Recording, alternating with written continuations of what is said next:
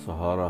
गर्मी की छुट्टियों में 15 दिन के लिए मायके जाने के लिए पत्नी ज्योति और दोनों बच्चों को रेलवे स्टेशन छोड़ने गया तो मैडम जी ने सख्त हिदायत दी, माँ जी बाबूजी का ठीक से ध्यान रखना और समय समय पर उन्हें दवाई और खाना खाने को कहिएगा। हाँ हाँ ठीक है, जाओ तुम आराम से, 15 दिन क्या 1 महीने बाद आना। माँ बाबूजी और मैं मज़े से रहेंगे। और रही उनके ख्याल की बात, तो मैं भी आखिर बेटा हूँ उनका, मैंने भी बड़ी अक्कड़ में कहा।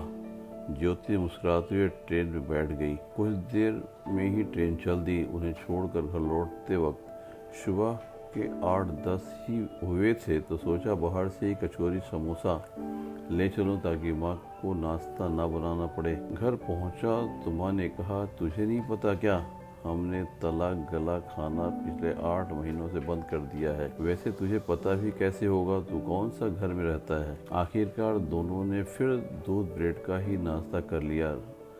नाश्ते के बाद मैंने दवाई का डिब्बा उनके सामने रख दिया और दवा लेने को कहा तो माँ बोली, हमें क्या पता कौन सी दवा लेनी है, रोज़ तो बहू निकाल कर ही देती है।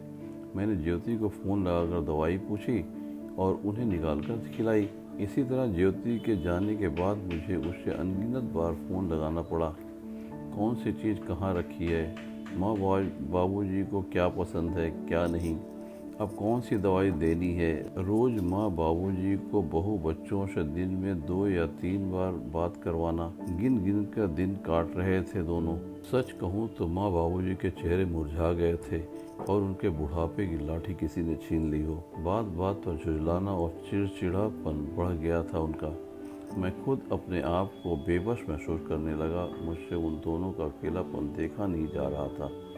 आखिरकार अपनी सारी अकड़ और एक बेटा होने के अहम को ताक पर रखकर 1 सप्ताह बाद ही ज्योति को फ़ोन करके बुलाना पड़ा।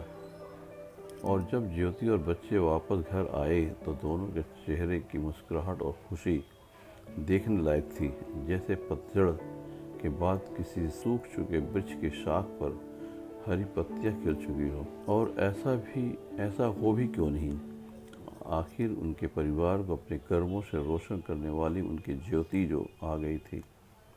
मुझे भी इन दिनों में एक बात बखूबी समझ आ गई, और वो यह कि वृद्ध माता पिता के बुढ़ापे में असली सहारा एक अच्छी बहू ही होती है, ना कि बेटा।